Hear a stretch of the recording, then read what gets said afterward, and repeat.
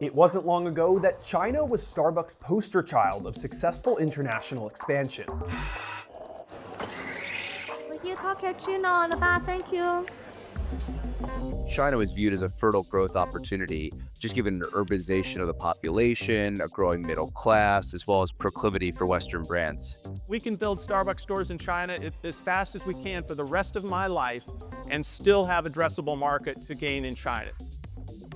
From 2017 to 2020, Starbucks added about 3,200 stores in China.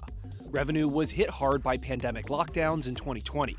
Despite China's strict zero-COVID policies, the company rebounded with explosive sales growth the following year. But sales have since stagnated. Between 2021 and 2024, revenue is down about $700 million, all while Starbucks added an additional 2,200 stores in the country.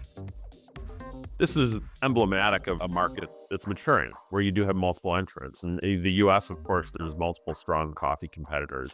China didn't, necessarily have that 10 years ago, but now you do. So what's creating this drag in China? And can Starbucks turn things around?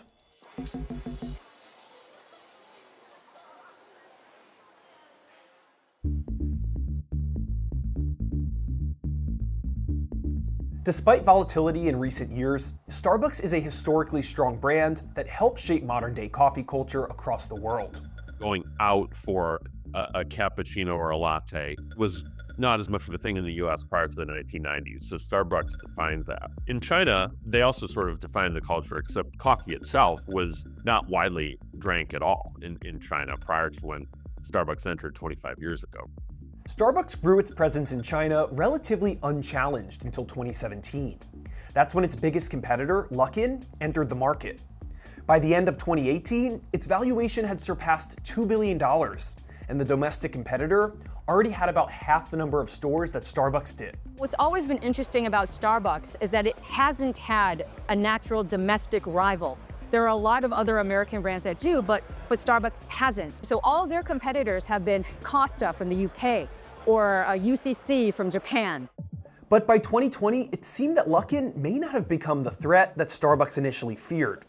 After news broke that the company fabricated over $300 million in sales, it shut down hundreds of stores and was delisted from the NASDAQ in 2020. Still, it emerged from bankruptcy in 2022 and restructured its financial position. From 2022 to 2024, Luckin more than doubled its store count. It now has roughly 6,000 more company-operated stores than Starbucks. It's no-bones, pared-down coffee shop that allows them to expand fast at a much lower price point. If the taste difference is not differentiating enough, this is dangerous for Starbucks. And Luckin has proved, just as Starbucks did in its first days, really good at marketing itself. Luckin's done a really good job of putting their locations in a ton of different places, growing location numbers dramatically. A lot of these are very small locations, so they're very easy to set up. You can put them in places like universities and schools and hospitals, and people can just go and get a cup of coffee very quickly, whereas the Starbucks experience is more of an in-store experience. Luckin utilizes a grab-and-go model. The only way customers can order is through a mobile app. The company was at the forefront of the now standard catering model when it first opened in China. Take a look at Starbucks app traffic compared to Luckin. Starbucks saw a spike in 2021, but more recently, it has lagged behind Luckin. Historically, Starbucks has distinguished itself through premiumization. That was especially true in China, when it went virtually unrivaled for many years and consumer confidence was strong. That changed after the pandemic. Over the last few years, starting really in 21, 22, you really saw a step up in the amount of competitive activity as well in China. And I want to say it was around 2022, 2023, when you really start to see the rise of value, really utilized within a competitive set. The Chinese consumer has been under a lot of economic pressure in recent years. Consumer spending is down. That means discretionary purchases, like a coffee, are the first to go. As our survey indicated that when we asked consumers, where will we be cutting back to save money, dining out of restaurants was ranked number one. Coffee consumers in China tend to be in their teens, 20s, and 30s. That's the largest and fastest growing market. But this is ones that have been hit the greatest by the economic slowdown, beginning with zero COVID, and the lack of rebound of the Chinese economy ever since. the collapse of the real estate market, in which people, including their own parents, who have invested a lot in real estate, suddenly feel 20, 30, 40% poorer than they were before. That's why Luckin Coffee's biggest edge against Starbucks is price. While the sticker price of a latte at both companies is actually relatively similar, Luckin is known for consistently offering steep discounts. Starbucks, which rarely offers coupons, has been forced into it. China is seeing a lot of promotions right now because consumers are still under pressure. So you're seeing kind of a drag from that. In some cases, you're seeing companies that sort of have traffic growth, but check declines because of the level of promotions. Other notable competitors include Cotti Coffee and Manner, whose drinks typically run at least half the price of Starbucks. You've got competitors that are growing very quickly. You've got the fact as well that coffee by nature is a high margin business. And so competitors can afford to provide discounts, just given there's a high customer lifetime value. Over the past 2 years, Starbucks has been growing its number of customers in China, but people are spending less at its stores. And there's more to the story than just competition. Chinese nationalism has grown as political tensions remain high between the US and China. The effects trickle down to even coffee consumption.